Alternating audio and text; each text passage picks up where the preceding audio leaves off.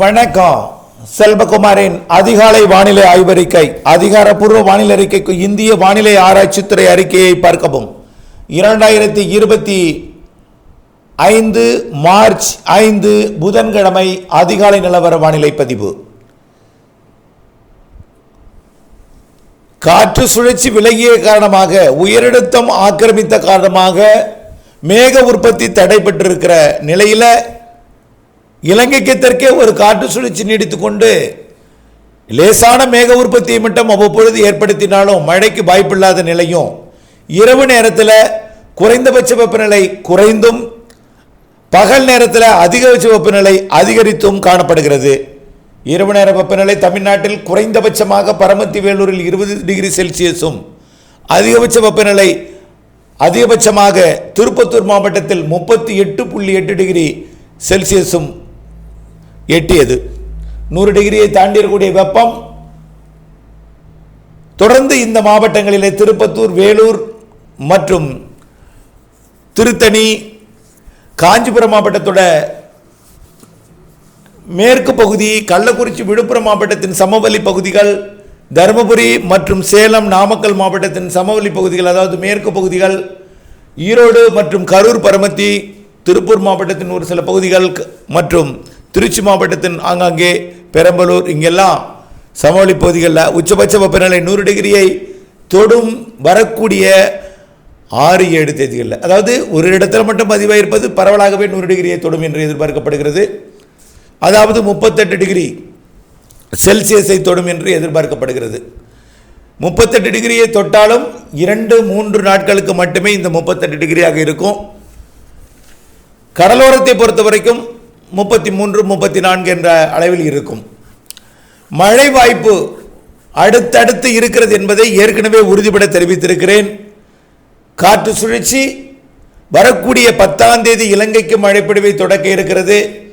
11ஆம் தேதி கண்டிப்பாக தமிழ்நாட்டில் மழை பொழிவை உறுதிப்படுத்தி இருக்கிறது. 11-12ஆம் தேதி டெல்டா மாவட்டங்களுக்கும் தென் மாவட்டங்களுக்கும் மிதமானது முதல் சற்று கனமழை தெரிகிறது. வட உள் மாவட்டங்களில் கூட தூறல் தெரிகிறது. மேகமூட்ட வானிலை, குழப்ப வானிலை கர்நாடக எல்லையோர வரைக்கும். டெல்டா மாவட்டங்களுக்கும் தென் மாவட்டங்களுக்கும் உள் மாவட்டங்களுக்கும் மேற்கு தொடர்ச்சி மலைப்பகுதிகளுக்கும் தூறல் சாரல் நனைக்கும் மழைப்பொழிவுகள் குறைந்தபட்சமும் ஆங்காங்கே பரவலாக மிதமான மழையும், ஒரு சில இடங்களில் சற்று கனமழையும், ஓரிடங்களில் கனமழை பொழிவிற்கும் வாய்ப்பு இருக்கிறது. டெல்டா தென் தமிழ்நாட்டிலே வரக்கூடிய 11 மற்றும் 12ஆம் தேதி வரக்கூடிய இந்த காற்று சுழற்சி 2 நாள் மட்டும் மழை பொழிவை கொடுத்துவிட்டு மிக வேகமாக மேற்கு நோக்கி நகர்ந்து சென்றுவிடும் என்பதனால் உடனடியாக மீண்டும் வெப்பம் உயரும். 13 மீண்டும் 17ஆம் தேதி வரை வெப்பம் உயரும் 5 நாட்களுக்கு. இதில் இடைப்பட்ட மத்திய நாளாம் 15ஆம் தேதி உச்சபட்ச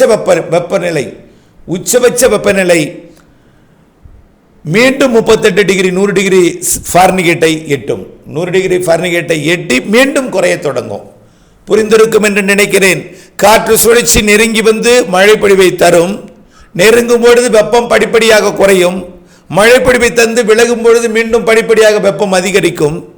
விலகிய சென்ற பிறகு நன்றாக உச்சபட்ச வெப்பநிலையை எட்டி அடுத்த காற்று சுழற்சி வரும் பொழுது படிப்படியாக வெப்பம் தனிய தொடங்கும். வந்து மழை பொழிவை தரும். விலகி போகும் பொழுது படிப்படியாக அதிகரிக்கும். இப்படி ஒன்றன் பின் ஒன்றாக வரக்கூடிய கோடையிலே காற்று சுழற்சிகள் வர வாய்ப்பு இருக்கிறது. அதன் ஒரு பகுதியாகத்தான் தற்பொழுது மழை பொழிவை கொடுத்து சென்றிருக்கிறது டெல்டா மாவட்டங்களுக்கும் தென் மாவட்டங்களுக்கும். தென் மாவட்டங்களுக்கு 15 சென்டிமீட்டர் வரைக்கும் மழை பொழிவை கொடுத்திருக்கிறது. டெல்டா மாவட்டங்களுக்கு 8 சென்டிமீட்டர் எதிர்பார்த்தோம், 8 சென்டிமீட்டர் வரைக்கும் கொடுத்திருக்கிறது. இந்த நிலையில் அடுத்த காற்று சுழற்சி 11-12 தேதிகளிலையும் அடுத்த காற்று சுழற்சி மழை பொழிவை தருவதற்கு கொஞ்சம் கூடுதல், இன்னும் வடகடலோரம் வட உள் மாவட்டங்கள் வரைக்கும் எட்டி பிடித்து மழை பொழிவை தருவதற்கு மார்ச் 18 வாய்ப்பாக அமையும் என்று எதிர்பார்க்கப்படுகிறது. மார்ச் 18-19 தேதிகளிலே அடுத்த காற்று சுழற்சி நெருங்கி தூறல் சாரல் மழைப்பொழிவை கொடுக்க தொடங்கி மார்ச் 20, 21, 22, 23 என்று மார்ச் இறுதி வாரத்தில் மழை வாய்ப்பை கொடுக்கக்கூடிய காற்று சுழற்சிகள் வங்கக்கடலிலே அவ்வப்பொழுது நிலைபெறும் என்று எதிர்பார்க்கப்படுகிறது. அதாவது ஒரு நாளுக்கு காற்று சுழற்சி கிழக்கு காற்றை ஏற்றும், பிறகு குளிரை கொடுக்கும், வெயிலை கொடுக்கும், பிறகு அங்கேயே நீடித்துக் கொண்டிருந்து வேறு ஒரு செட்டிங் அமைப்பை ஏற்படுத்தி கொண்டு மழைப்பொழிவை கொடுக்கும் வானிலையாக வரக்கூடிய 18ஆம் தேதியிலிருந்து மாத இறுதி வரை எதிர்பார்க்கப்படுகிறது.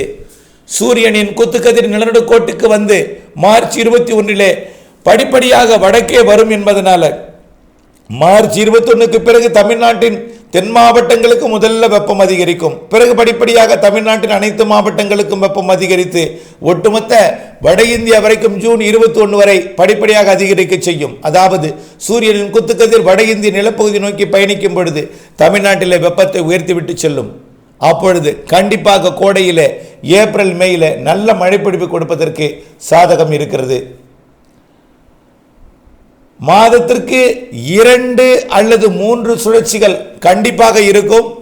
3 சுழற்சிக்கு அதிக வாய்ப்பு.